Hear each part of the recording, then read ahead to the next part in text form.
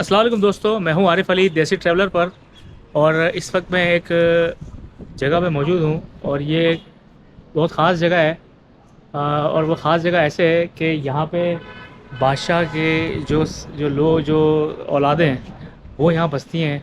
बहादुर शाह ज़फ़र जो आखिरी बादशाह थे जो गुज़रे, और आए उनके जो कब्र है, जो उनका मज़ार है, वो म्यांमार बर्मा के अंदर मौजूद है। लेकिन उनकी जो औलादें हैं वो आज भी मौजूद हैं पाकिस्तान, कराची के अंदर। ये इलाका है, यहाँ पे न्यू कराची का इलाका है। यहाँ पे रहते हैं जो उनके पड़ पोते पोते पड़ पोते जो कह लें, छठी से सातवीं पीढ़ी के करीब जो हैं वो ये हैं और ऑथेंटिक हैं। जिनका अक्सर टीवी में भी जो है ना जिक्र आता है।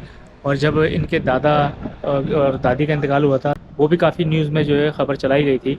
तो आज मैं पहुंचा हूं ऐसे ही बहादुर शाह ज़फ़र के एक पड़ पोते के घर पे, जो कि कराची के अंदर रहते हैं।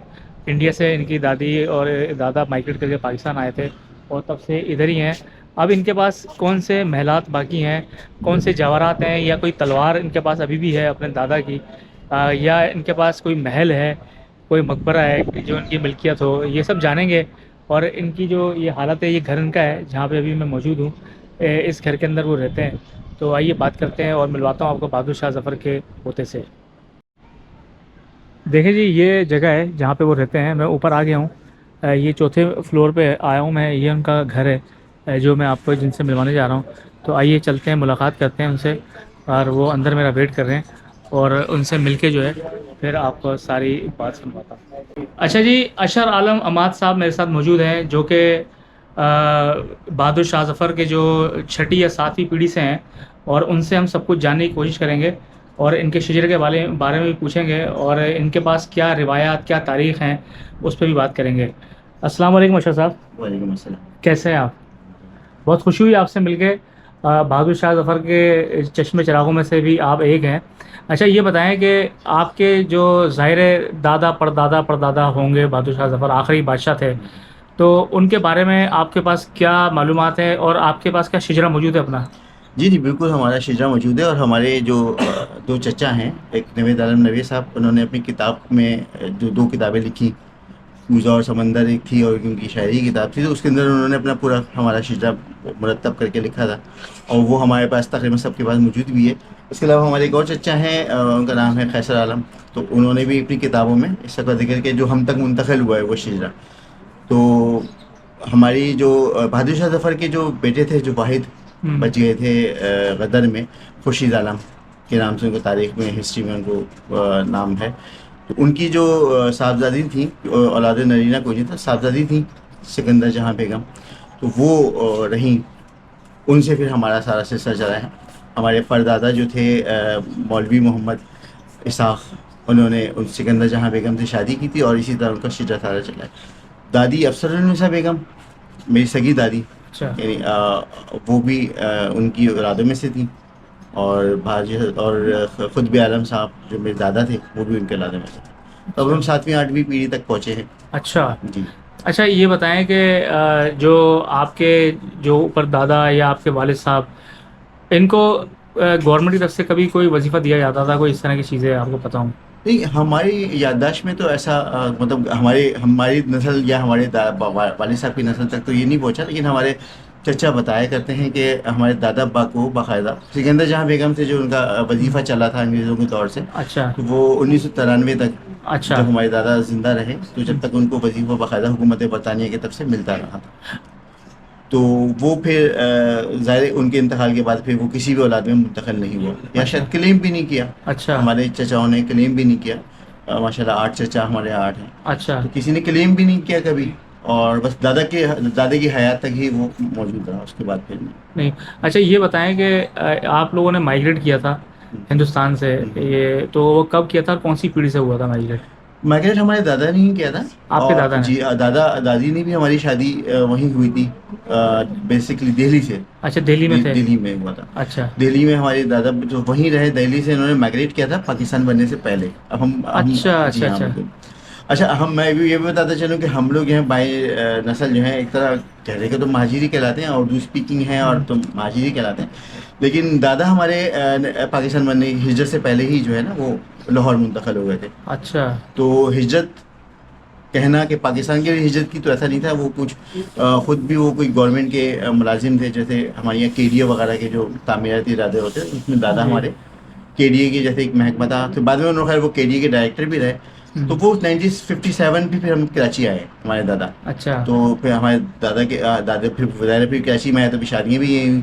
मेरी वालदा के जो वालिद थे नाना, तो उन्होंने भी हिजरत नहीं की थी, तो मेरी वालदा जो है वो खारो सिंध की पैदाइश थी। घरों। हाँ, तो बाकी ये ज़ाहिर है फिर वो इसी तरह जहाँ की जिसकी जो लिखी होती है, तो अम्मी वालदा और वालिद ने भी शादी हुई, तो फिर वो यहाँ पे नॉर्थ कराची मुंतकिल हो गए।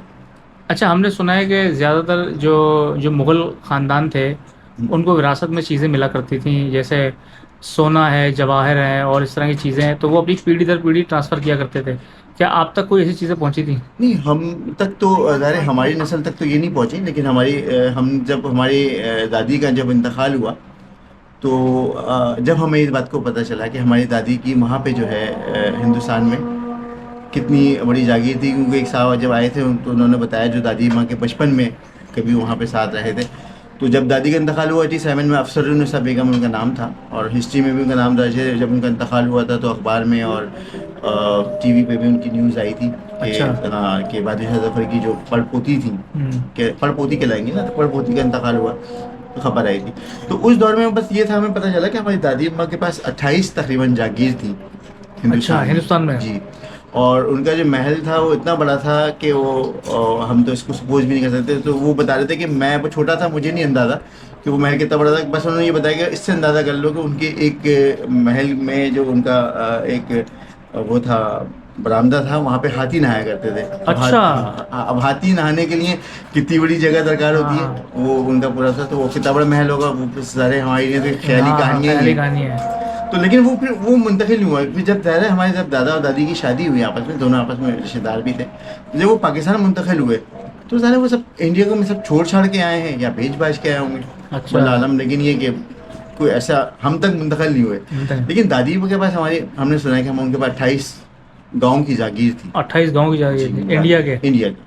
अच्छा अच्छा अच्छा। अब पाकिस्तान जब वो लोग आए तो वो सब वहाँ पे या तो छोड़ के आए, चंद चीज़ें बेच सके होंगे तो बेची होंगी, बाकी वो छोड़ छाड़ के ही आए थे सारे। अच्छा, आपके अलावा भी कोई बहादुर शाह जफ़र के कोई फैमिली में से कोई है किसी और जगह पे, इंडिया में या और किसी जगह पे कोई है? जी बिल्कुल, बहादुर इनकी जो और भी बहन भाई थे हमारे, सिकंदर जहाँ बेगम की और भी रिश्ते थे। हम जब पाकिस्तान मुंतकिल हुए तो हमारे दादा भी इकलौते ही थे, खुद आलम फहद नाम था उनका, फहद अच्छा। दिलवी। और दादी अम्मा अफसरुन्निसा, तो उनका भी भाई था, वो भी शायद इंडिया में ही उनका इंतकाल हो गया था। अच्छा। तो ये दोनों इकलौते हैं। अब आगे तो उनकी बहुत सारे और लोग भी क्लेम करते हैं, अब मुझे इससे अंदाज़ा नहीं कि वो, लेकिन उनको कोई हमारे रिश्तेदारी के ताल्लुक नहीं है। अब हमारी रिश्तेदारी यही है कि हमारे चचा, ताया और उनके औलादें, ये हम अपने नहीं को रिश्तेदार समझते आप हैं। चचा ताया आपके सारे इधर ही हैं पाकिस्तान में? पाकिस्तान में ही है, और जो बाकी कुछ जो है कुछ जो हमारे चचा जो हैं वो दुबई भी मुंतकिल हुए हैं, और अच्छा, मुल्क से बाहर भी मुल्क रहते से हैं। बाहर भी रहते हैं। अच्छा। अच्छा, ये बताएं कि कभी होता है ना कि जो इंसान के अंदर जो जो ब्लड होता है वो कभी ना कभी तो ज़ाहिर है उसके अंदर वो चीज़ें रह जाती हैं, इंसान के अंदर बुबास होती है, तो कभी मुग़लों वाली फील आती है खुद को? कभी एहसास देखिए, होता है हाँ, ऐसे? मुगलों में के बारे में दो कॉन्सेप्ट क्या है, एक तो ये कि उनमें शायरी और अदब का बहुत ज़्यादा वो था, और तीसरा अय्याशी। अय्याशी का तो खैर दौर नहीं रहा ना, वो रकम रही होगी लोगों के पास। अच्छा, लेकिन रकम आए तो अय्याशी करेंगे? नहीं नहीं नहीं, देखो मैं भी मेरी आज सुबह जिन साहब से एक बात हो रही थी, तो वो मुझे ये कह रहे थे यार मुगलों ने, मैंने कहा देखो हमारे मुगलों पे बाप दादों पे ये बड़ा लगाया जाता है इल्ज़ाम ना कि वो अय्याश थे।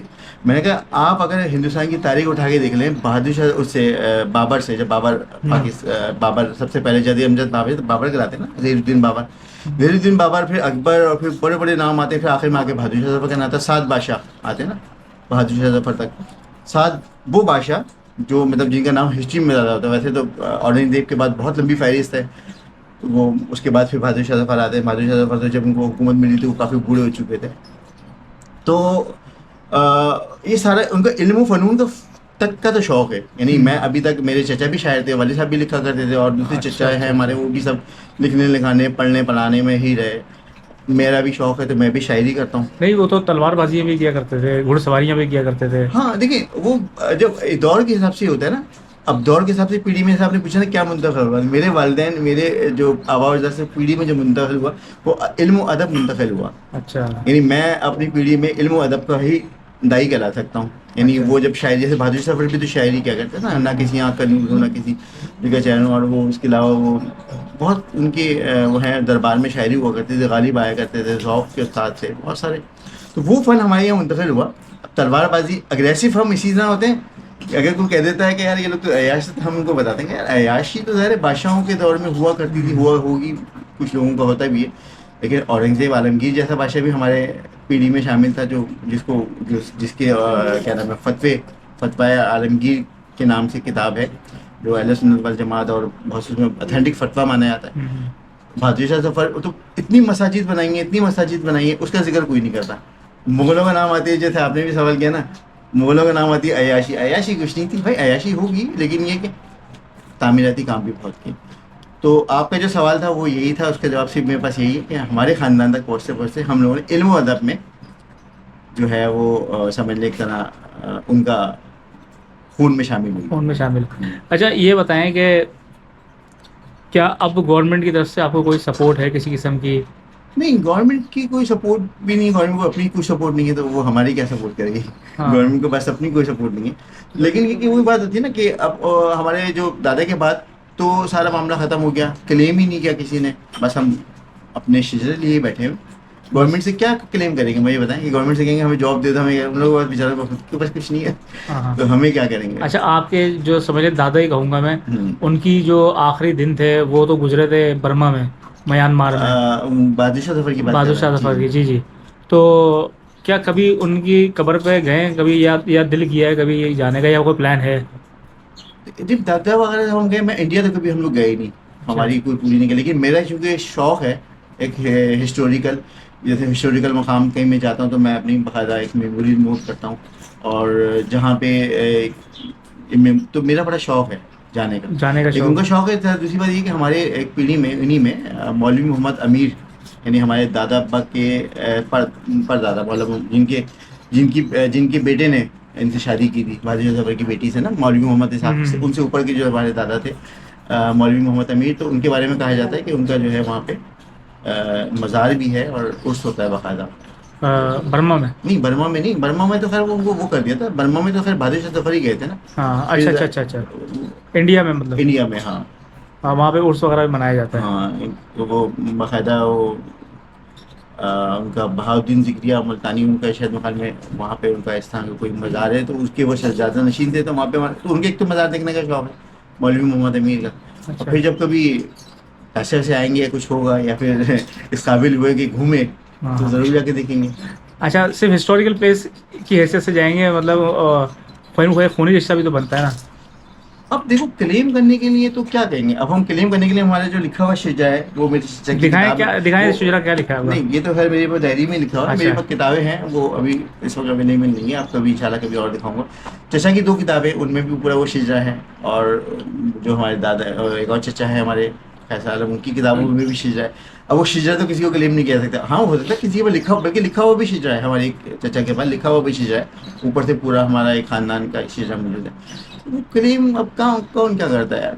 अब वो पहले वो कंप्यूटराइज दौर तो रहा नहीं है कि डालेंगे अशरालम को और सर्च कर लेंगे आगे बात के लाते हैं। अच्छा, एक सवाल मैं दोबारा एक करूँगा आपसे, थोड़ा सा मोल्ड करके, क्योंकि हुक्मरानी की आपके जद अमजद ने ऊपर, जो मुग़ल थे बादशाह रहे, तो अब आप नौकरी करते हैं, तो कैसा लगता है ये सब कि नौकरी या अपना कारोबार, एक होता है ना बंदे का, जैसे खून में मैंने कहा कि शामिल होती है, इस तरह की कोई सोच तो नहीं दिमाग में आती है कि यार ये मैं क्या कर रहा हूँ, मैं तो बादशाह था? एक होता है ना, हमें पता चले कि हम किसी मुगल की औलाद हैं तो हमारे अंदर एक अकड़ आ जाएगी कि यार मैं घर में आके आती है। जगह में आती है। घर में आके ऐसे आती है, घर में आके बैठते हैं भाई हम तो यार वो ऐसे थे, हम तो वैसे थे, कभी शादी हुई तो भाई तकिए लेके बैठ गए, और अच्छा। गाँव तकिए वगैरह हमारे घर में अभी भी होते हैं बड़े बड़े, अच्छा। बैठ जाते हैं, बच्चों को बताते हैं। तो अब ज़ाहिर है बीवी में ये कहती है यार आप होंगे अपने जमाने के बादशाह, अब थोड़ी है कोई, अब नहीं है। तो अब ये है अफसोस तो ज़ाहिर है एक वो होती है। बल्कि हमारे बड़े वाले भाई तो अक्सर ये कहा करते थे यार वो तो हम तो ये हैं हाँ, हम ये काम क्यों क्यों करेंगे। करेंगे। तो मतलब इस तरह की बातें में आती रहती हैं, बातें आती अच्छा, हो जाता है ऐसा। चलें, बहुत बहुत शुक्रिया आपका अशर भाई, जज़ाकल्लाह, आपने कीमती वक्त दिया। तो भाई ये हैं अशर भाई थे हमारे, जो कि बहादुर शाह ज़फ़र की छठी या सातवीं पीढ़ी में से थे। अभी इन्होंने मुझे पूरा शजरा दिखाया है, इनके पास इनकी डायरी में जो है सब लिखा हुआ है, और ये एक बड़ी अच्छी चीज़ है। और इनको किस्से कहानियाँ भी बताएं जो इनके बुज़ुर्ग बताते हैं। और अगर एक हम आम बंदे से मिलते हैं जो क्लेम करता है, उसको ये इतनी सारी डिटेल्स, इतनी बातें नहीं पता होती। लेकिन मैंने इंटरव्यू शुरू करने से पहले भी काफ़ी चीज़ें इनसे पूछी।